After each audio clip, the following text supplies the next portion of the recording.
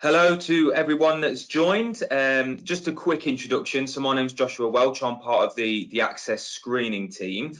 Welcome everyone to the Access Screening webinar and podcast. So today we'll be talking to Tim Isterling. Tim is the head of recruitment, including onboarding for acclaimed home care service provider Premier Care. Today we'll discuss how they've improved candidate recruitment by 2 weeks, as well as how they have fared during COVID-19. So just a bit of background. So Premier Care has been dedicated to enhancing the quality of life for others for more than 20 years. They help people with a variety of disabilities to live independently in their own homes. Now, firstly, just quickly, I want to thank Tim, firstly for being able to do this with us, but also thank to Tim and the whole Premier Care team for all that you have done to care for vulnerable people since the start of coronavirus. So first question really for you, Tim. I mean, how has Premier Care fared and how is it faring since coronavirus and lockdown? Yeah, thanks. Thanks, Josh. Thanks for your thanks as well, and thanks for having us. Yeah, it's been a crazy few months, isn't it? Since we started in lockdown in March, it was really anxious, a lot of questions and not many answers. And really just how can we manage the scenario? Obviously, we've put in together a sort of set COVID team that are there to support people who have got confirmed or suspected case of COVID, just to keep other staff members safe. And you know what, the carers we've got have just got on with it, and they've been absolutely amazing. They've not moaned, they've not sort of asked why it's them, or they've just done their job and asked how they could help. Part of my role is head of recruitment, but I've been in the office as well the whole time, and that's enabled me to sort of meet some of the carers more often. Often we just take them on as new starts and never sort of see them again. Distributing PPE from our pickup point and just getting to know carers and how they get on has been really special for me. We sort of employ 410 people, and it's a constant moving target to cover new calls and people who do move on and leave. So yeah, it's been a bit of pressured time, and trying to get all those systems online and trying to get everything sort of back to a place where we can recruit and do that safely has been a real challenge. But yeah, the carers really are the heroes, but they won't let us call them heroes. That's I mean I don't think you could have worded that more perfectly, Tim. I mean, my view on the whole situation, if you look at it, and as you mentioned there, the carers haven't asked why them or why is this happening, they've just got on with it. I mean, don't get me wrong, a lot of industries have struggled through this, but I think care has had to step up more than any other industry, because end of the day, people still need being cared for. It's as simple as that. And I think you've worded that perfectly. And I think that, yeah, the care industry has stepped up and really shone and shone bright during this pandemic. Yeah, absolutely. We've had to take on, I think, 278 extra packages, extra people. They're not numbers; they are people that need care. And our staff have stepped up, and the recruitment team have done wonders in that, and sort of hired 150 extra staff to cope with that demand. So yeah, it's been a real challenge, but yeah, the teams just rose to it, every single department. Yeah, well, hopefully, you guys and obviously the rest of the industry are over the hill and on a bit of a downhill now, rather than the clamber up to the top anyway.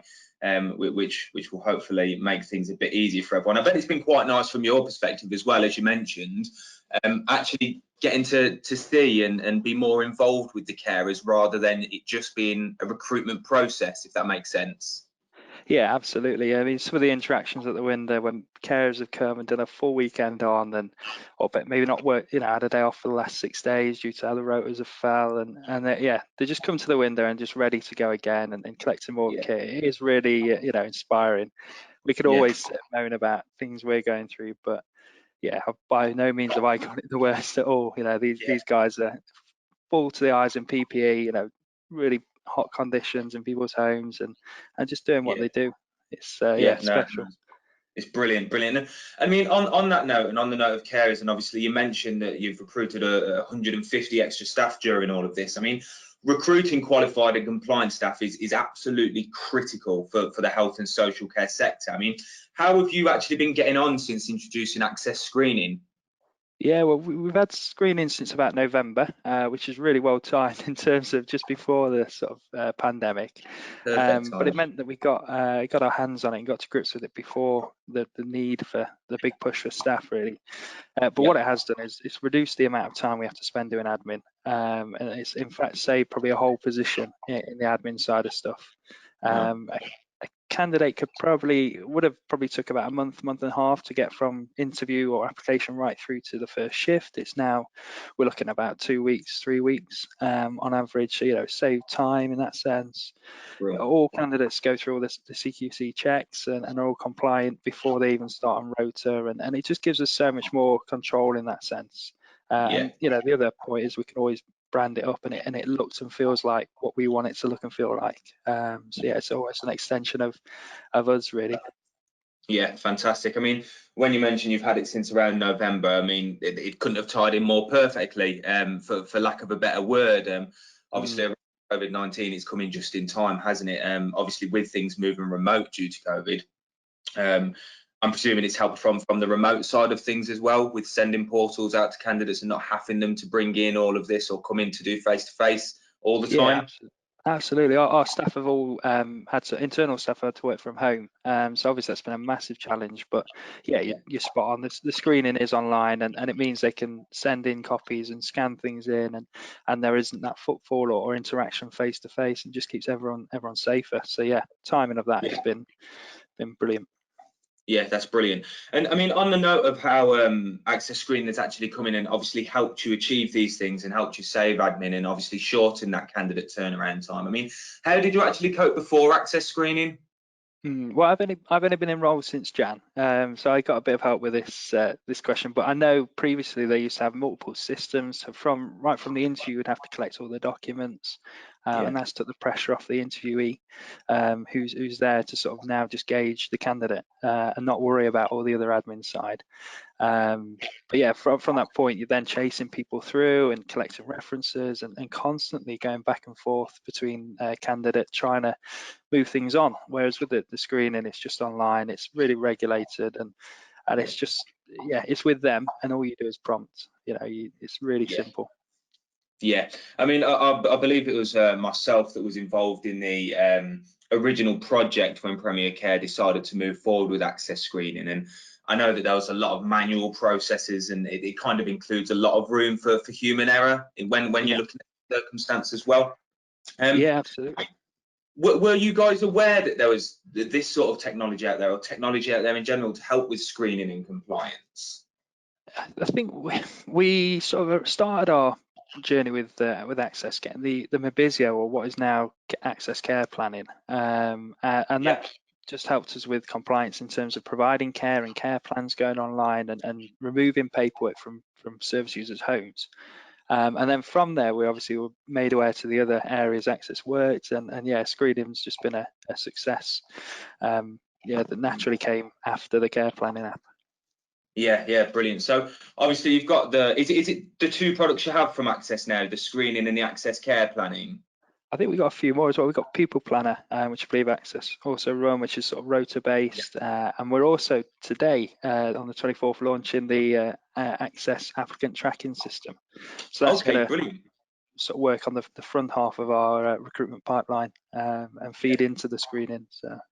Yeah, exactly that. I mean, when you're looking at the overall wider offering, shall we say, I mean, if you can have all multiple products from the same place and these different solutions to handle the different issues and speed up the process within the business, it just makes it a whole lot easier. And if you're looking at getting that recruit, that ATS system in place, as you mentioned, that ties in with access screening, so it makes it just an even more smooth process. I mean, as a standalone, it's a great platform and it's increased your efficiencies, but when there's extra links in there, it's only going to help even more with that, isn't it?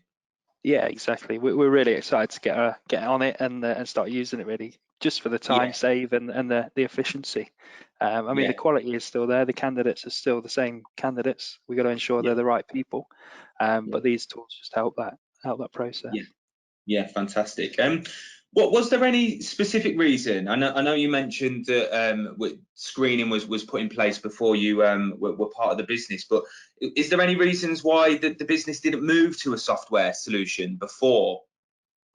I think it was a new idea, and moving on to tech is always a bit hesitant. How long is it going to take? Will there be any hiccups? Are we going to lose out on stuff? It is a big sort of commitment, and being such a crucial area, it just needed that time just to weigh it all up and look at stuff and just see how it would work. But actually, Access guided us through that, and it was really smooth. And going through the process again with the ATS, there's full training, there's full guidance, and it's just really, you are really looked after. So brilliant. Yeah, good to hear. I mean, that's probably something that will ring very true to a lot of people that will be or that are watching this. When you're looking at a new solution and there's the potential of processes changing in there as well, there's always the hesitance because everyone's always confident there's going to be some sort of teething issues, I suppose, and most businesses have always gone through some implementation of some system, which always seems to be a bit of a problem. But obviously you guys worked with us brilliantly, we worked with you brilliantly, and it just went as perfect as it could be, if I'm not wrong in saying that. yeah, absolutely. Everything's set out. It's all planned out, and you've got a real. I think you guys got a flight path, a step-by-step guide of how it's going to be introduced and how you're going to support us, and yeah, it just makes it so easy. Yeah, brilliant. Good to hear. So with that in mind, I mean, how much easier has things been since introducing access software and screening software? Yeah, so it completely has removed, like I said, a whole admin role really. We set someone up online, they get through a link and they fill it out in their own time. There's no chasing up, there's no us filling forms out for someone or asking them to bring this in or that proof of address or whatever it is. I think at the minute we've got about 28 potential new staff who are in that screening process. And I just thought, imagine trying to control 28 people's manually handle 28 people's documents and keep them all moving through. I don't think you'd do it well. You may miss a few things along the route, and we don't have to worry about that. So Yeah, you could definitely see with that amount of candidates how it could potentially get messy, shall we say, and a bit unorganised. But if that's helping you to keep on top of all that stuff, then that's absolutely fantastic. I mean, if we touch on things around COVID-19 a bit more, I mean, obviously demand's high anyway. During COVID-19, demand was even higher. I know that a lot of people from other sort of industries were coming into care while people were being furloughed or whatever that situation might be. I mean, how have you coped with recruitment during the high demand of COVID-19? yeah, it's sort of like often you hear the house buyer's market, or is the market for the seller or the buyer? Well, at the minute, the recruitment is for the recruiter, isn't it? There's so many people looking for opportunities. I think we've had to be very careful. We don't want to take on a lot of people who are furloughed and then going to return to work in September or August and leave us short. So we've been definitely trying to do more checks and just ensure it's a career people want. So that's been a real challenge. We've actually gained around about 150 people since March in terms of staff. So yeah, it's been a busy time. And the first few weeks were just frantic trying to get everything safe and get things online and remove that face-to-face element, but also remain engaged and connected with the candidate. It's so crucial to support them through the process and constantly checking in and making sure that they know what's next and how far away they may be from a start date. And so yeah, it's just been a whole sort of rush, and we're finally sort of, like you were saying earlier, finally getting on top of that and really settling into our new systems. And actually they're working a lot better. It's actually more successful now. It often takes something like this to change the way you do something. But yeah, it's definitely been a change for the better. Yeah, exactly that. I suppose going through something like this has really had to make you use these systems to probably the absolute limit of their ability, really. And obviously all of your staff members and yourself, Tim, have probably been working to the absolute limit, shall we say. I mean, with things changing, obviously, around COVID-19, if we look at DBS specifically, for example, or right to work specifically, there's been guidelines. Obviously, guidelines are changing all the time. You've got to keep on top of those things like that. How have you guys kept up to date with compliance changes? Well, yeah, a lot of the compliance falls within this screening process, actually. So Access let us know of any changes that we should be making or how the software will change to those legislations. We also get sort of notifications pop up, and my onboarding manager, Molly Price, she ensures that all the changes are monitored and puts those into practice. And one of the best things about screening is you can also request features and feedback, and it often gets changed. So there's often updates coming out on different things that we thought, oh, that'd be good if it could do it, and it does it. Sort of a month later, it comes in. So yeah, it's really kept on top of. Yeah, no, that's fantastic to hear, and especially if your feedback and the things that you might need extra in the system, as long as they're being listened to and things are being changed from that perspective, then that's only a bonus, isn't it, really? Yeah. I mean, as we've obviously touched on, like you're kind of settling into everything now. I suppose the mad rush and the peak of this whole situation is kind of slowing down now. It's coming to some level of normality, shall we say, is coming back into our daily lives. I mean, now that we're slowly coming out of COVID-19, how are you guys preparing to future-proof your business? I think the first thing is to catch his breath. No one's been able to get away or have any time off, I guess. So, yeah, trying to look after internal staff, just make sure everyone's still with us and still got through it and doing well is the first sort of priority. But yeah, we started the year having made some goals and some aims, and obviously they just got sidetracked completely. So it's now looking back at that and assessing where we're at and where we want to grow to and what we want to do next. So yeah, we're in a bit of a reflective position. Obviously, we've got the ATS launching very soon, and that's going to change how we recruit again and trying to get that even slicker. But again, maintaining the quality. So yeah, there's a couple of things that are coming up now, and yeah, just really consolidating on the good work that's happened and just building forward really. Yeah, no, fantastic to hear. Fantastic to hear. I can imagine everyone's in need of a bit of a holiday. So get away sooner rather than later. Anyway, I know I could do the holiday myself. And lastly, really, last question for yourself, Tim. I mean, do you guys have any advice for other health and social care businesses with the scenario that you've been through and the things that you've had to cope with? Would you recommend any or give any advice to health and social care businesses?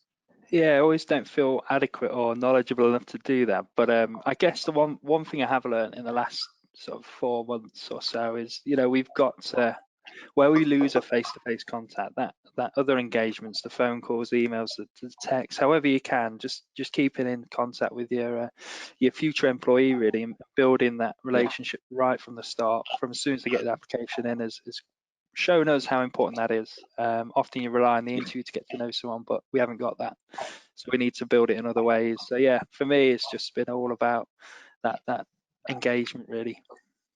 Yeah, and I can imagine as well, correct me if I'm wrong, Tim, but I can imagine with that almost extra effort of without having that face-to-face contact and having to do everything over email or phone calls, I can imagine that almost comes across as extra effort to these candidates going through this process, and it could have almost helped staff retention to some extent because they feel a bit more engaged through the process probably. Absolutely, and it's also sort of manifested in other departments. So registered managers and operations teams are communicating more. That everyone's almost picked up on that fact that communicate more, staff are happier. If they know what's going on, people are just going to be more informed and happier to stay around. So yeah, it's really been a challenge of COVID, but actually, something that you should be doing. Why weren't we doing it before, sort of thing.